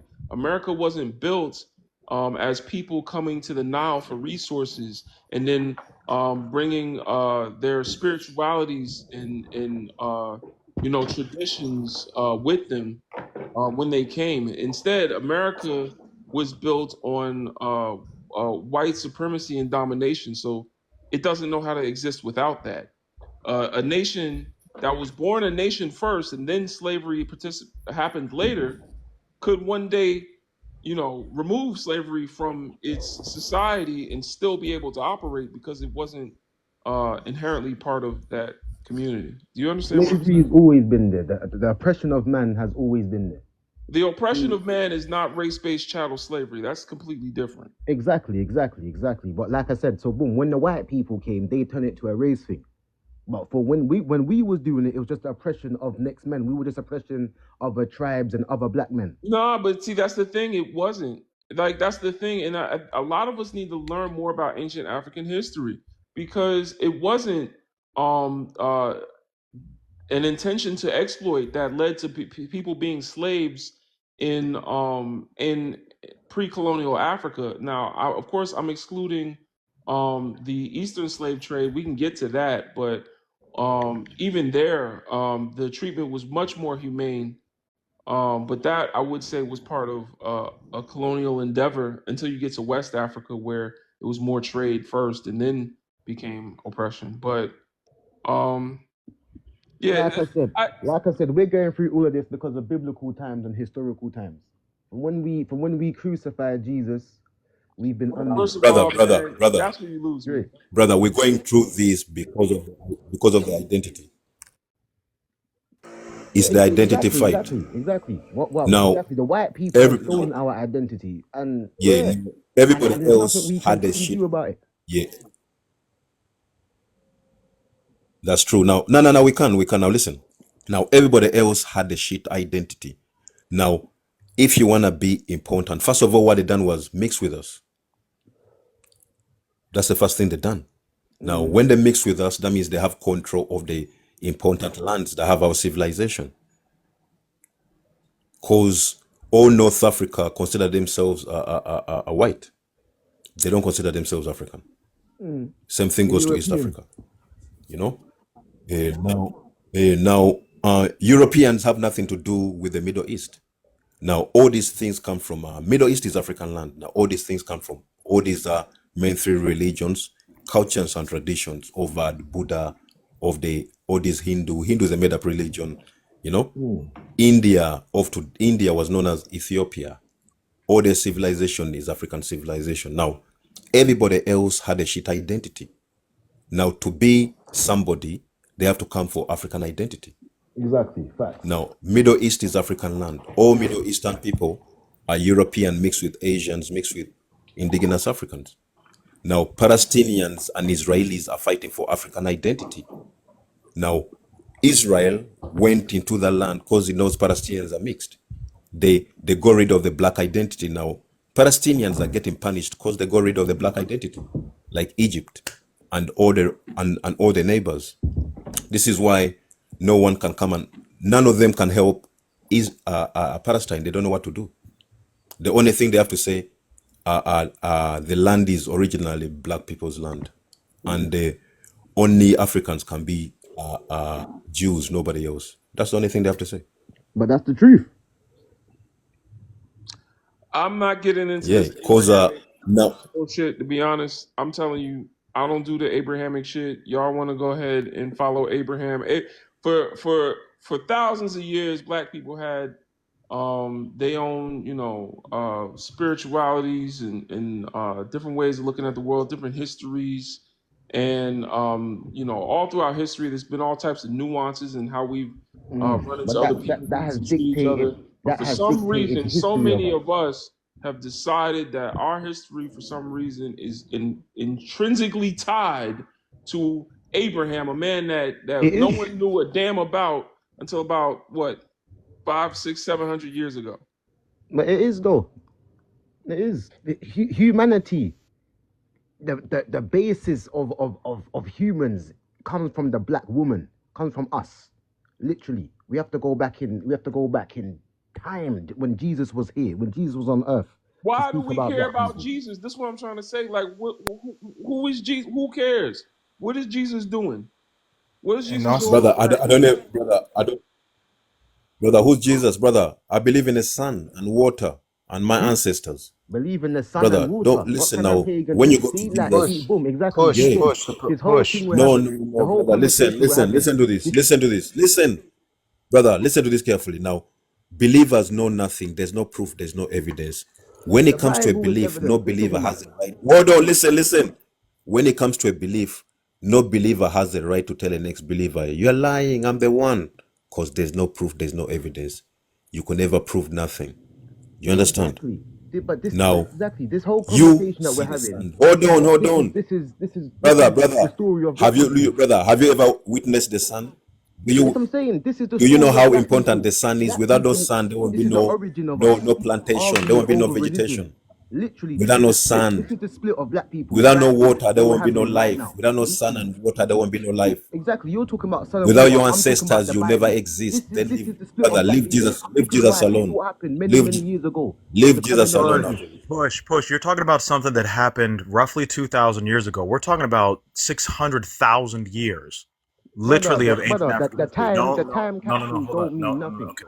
Listen, you're not going to stop over talking because you have been fully indoctrinated into biblical canon. Like, listen, brother, this is not shade at you, but it is very unfortunate that a lot of us keep on trying to hyperfixate on something that only happened within recent history versus our own ancient African history, which predates all of that by hundreds of thousands of years. There was no Jesus when the first ever wooden structures were built inside of Zambia, which date back to 476,000 years ago. There was no such thing as a Jesus. There was no such thing.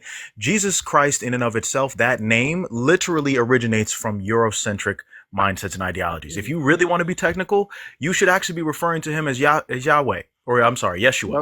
Yeshua, yeah. Yeah, so like that's how you should be referring to them as. Of But course, we're but I've not, been because we're indoctrinated by here white very much people, so fully Babylon. engaged Hence why in I call him Eurocentric Jesus. concepts. Like you got to stop. You have to listen. You need to research something that has not been between the two pages of a leather book that has the name Holy Bible onto it. Brother, You need to I'm stop. an old school black man, and the Bible is real. And I spent 20 years of my life first being a Christian, and then I realized after reading books outside of that nonsensical book that it was Well, actually like I said, donated me, I 20 can years hear of it. my I can life hear to it. You're white. nonsense. Our cultures are just different. My whole family is religious. I'm a spiritual person. So yeah, there's No, nothing the Babylon man can tell Okay, me. okay, brother. Let me ask you a question. Official. Let me ask you a question, brother. Listen to Let me this. say, Now, when you pray, what do prayers work? What does God hear your prayers? now, boom. Let me show you y'all, something. wait, Yeah, What do prayers work? everybody's different. As long as you're hold on, spiritual and y'all. you accept the Most High, you're Hold alright. on. Push. You gotta hold on. Everybody gotta wait. We gotta let the sister get a word in. Go ahead, Muntu. Yeah, thank you, brother. This is just for official. I just want to let you know that I don't know if you consider yourself to be African. I'm just using African for communication purposes because when we say African, we know who we are. We black people. I know some people will say, "Oh, I'm not black. I'm not this. I'm not that."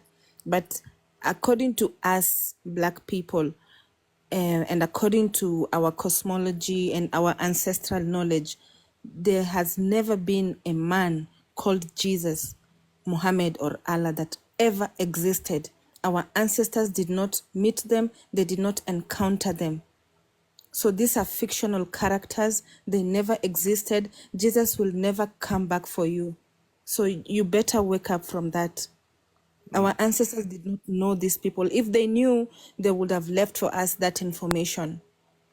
Because even when you go to their museums there in the Western world, you don't see any information that, okay, there's someone called by the name of this and this. It's just our own artifacts that are there. Nothing like Jesus, nothing like Muhammad, nothing like Allah. Wow. And yeah, big up to sister for bringing that to the conversation. But also, in the words of John Henrik Clarke, the great Afrocentric historian, the master teacher, the man who taught Malcolm X, basically he said he questions the intelligence level of anyone that believes the Bible is a historical book. So anyone that believes the Bible is truth, anyone that believes the Bible written as is the actual account of history during that time, we can't take nothing you say seriously.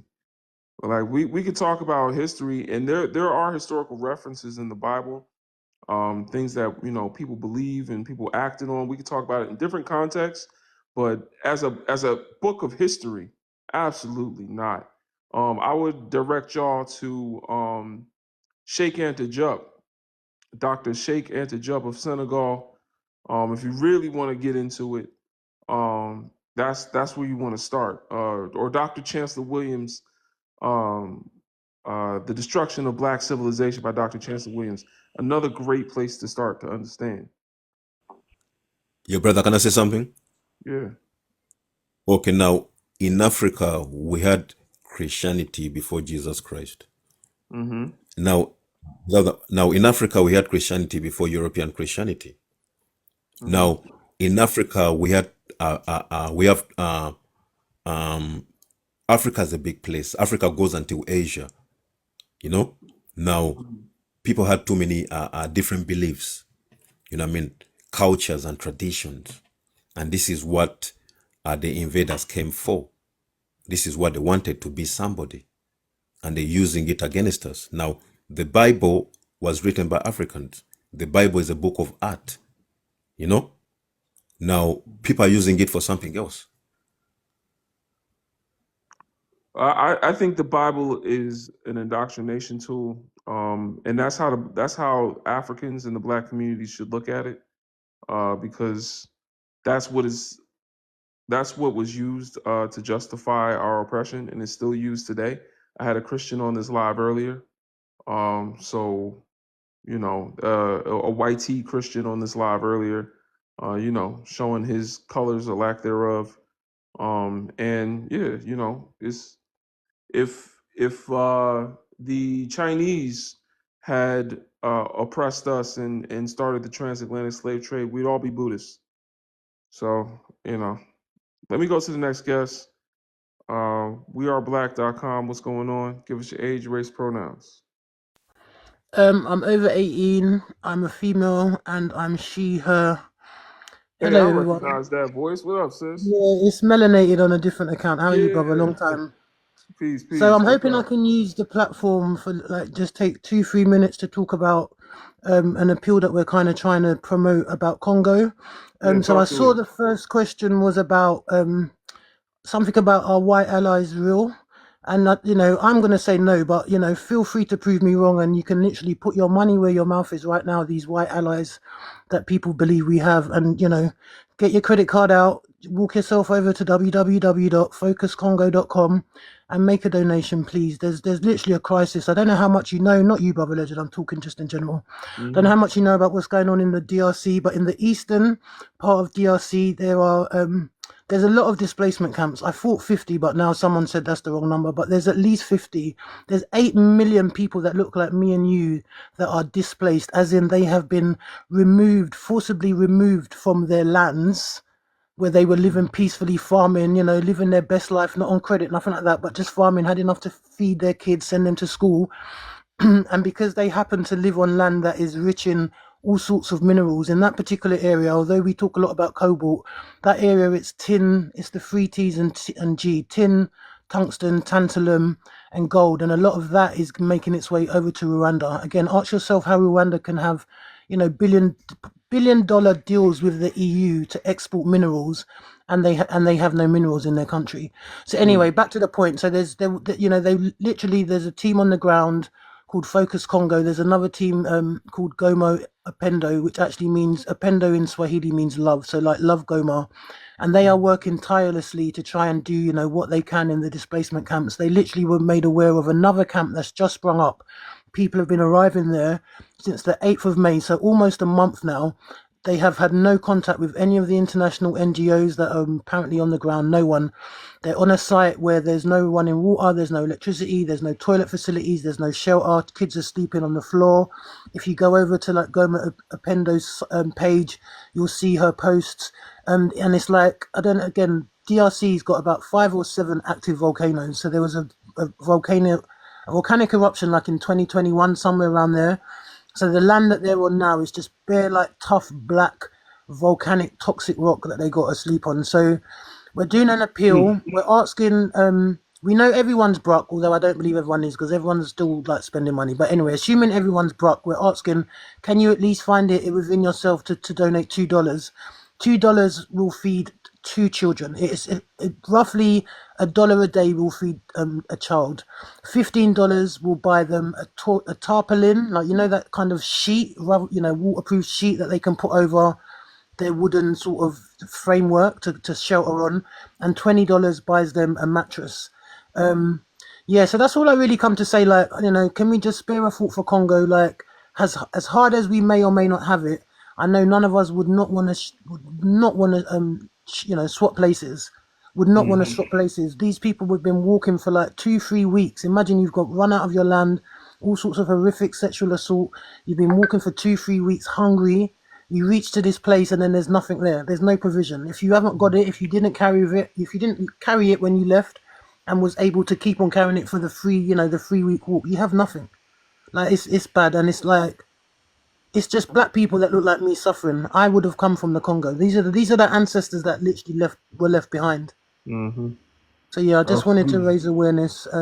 Please go over to Focus Congo. That's an account over here. You may have been following Joy. She was an American woman. Sorry, she was over there. She's recently just come back. She's traumatized, and she was out there for 4 months. Imagine what the people are like that have got to go through that. These camps have been going for 30 years. So yeah, we just spare a thought for Congo. If you can spare a $5, a $1, I think the minimum is like maybe a $2 donation. And then if you haven't got money, but you're in America, if you follow the NTIBONERA Foundation, I can't pronounce it, like NT Bonera Foundation, they're based in America and they're doing a shoe drive. They're trying to collect like 25,000 pairs of shoes to send out to the camps. And you can also send clothing and, things like baby nappies, female sanitary products. So go onto their page and then hit up, the link in the bio and you get all the information. Please, just think of your brothers and sisters in the Congo. They're literally starving to death right now. Thank you, Brother Legend. Yeah, absolutely. Thank you. Everybody go check out, the link is in your bio, correct? Sister, melanated. Well, I think the link in my bio on this account will take you directly to the Focus Congo donate page. Okay. But All right. but then if you want to, check out, because some people like to see where their money's going. So if you want to go and check out the pages first, they then have also got the links in their bio. Yeah, absolutely. And I think a few of my peeps are in here spamming the chat with some of the accounts that you should go and follow. Yeah, I see it. I'll put up a what's it called, paywall on our landing page for Sankofapedia. Because right now, I've been looking for a new link because the last one I had was for the petition, but that petition got shot down by the court here in America. So I think this would be a more constructive way of helping our brothers and sisters in the Congo. So I plan on supporting this. I'm gonna do a little bit more research, but I know if it's coming from you, melanated, it's real. So yeah, Y'all go check it out, and I'm gonna start bringing it up more. Thank you for bringing this to my attention. Please, please, because you may, if you scroll the TikTok streets, you might hear me bunning a fire on certain Pan African platforms because there's no point in being Pan African in name. Like you don't get a badge. Like this Pan African right now is us reaching across the diaspora and trying to Yeah, amplify the message of our brothers and sisters. So I appreciate you. absolutely, absolutely. Thank you, sister. Okay, take care. Yeah. I mean, yeah. All right. And also, we're gonna be able to do some things like that on our own. So I plan on doing my research not only to look into this organization, but also find ways to empower ourselves to create similar organizations. As African Americans, we got to understand we're the closest to the crumbs from Master's table. We're the closest to the crumbs. It don't mean we're not being exploited. It don't mean none of that. Don't get on your high horse. But we do have the concessions of our oppression right here with us. Especially European Africans. I'm looking at y'all too. You know what I'm saying? Like, if you have electricity 24/7, then you are taking part in your own oppression. It's like a chicken eating chicken. You ever see? There's a video on the internet of a chicken, a live chicken, eating a piece of chicken from a roasted chicken. That's what we are as African Americans. We eating what's in the burgers is our people. What's in the burgers is our children. What's in the burgers is 2 and 3 and 4 and 5-year-olds digging in mines. And how dare we not use those resources taken from us and use them in a way constructed to our liberation, because once the Congo is free, we gonna have a powerhouse in Africa in order to march up the Capitol stairs and take and demand our freedom, because the Congo would give the diaspora or else money. Some of y'all don't know what or else money mean. If y'all want reparations right now and the white T man says no, what you gonna do about it? What you gonna do? He say no. No, we ain't giving it to you. No. What you gonna do? You gonna burn down a Brother, few stores? brother, Mm. we don't need to ask for reparations. Now, That's what I'm we've saying. asked enough and nothing has been done. Absolutely, that's Now, what I'm we saying. could give reparations to ourselves Right. by organizing ourselves. Because listen, we are a powerhouse. Now, if only 2,000 people putting $10 together can make 20K, 20K, what about a million, 20 Yeah. million, 30 million? Now, we have the money already. We have all this money already. Now, it's all about organization, you know? Hmm. Now, I've got a plan already. I've got all the plans already, you know? I will message you into your message, you know? Yeah. Now, we need a new mentality. Now, racism is based on lies and deceit. These are mind games.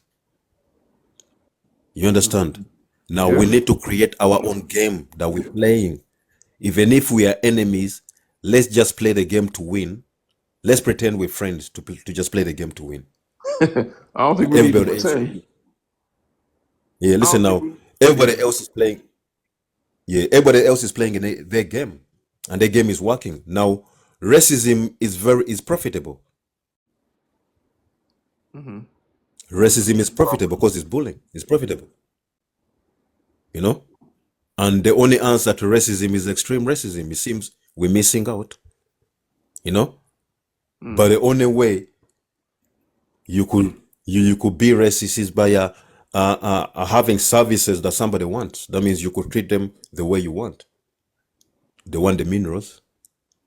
They will do anything for the minerals. Mm. When you say Now we the need to answer control to these things, and when we you say can't the control them.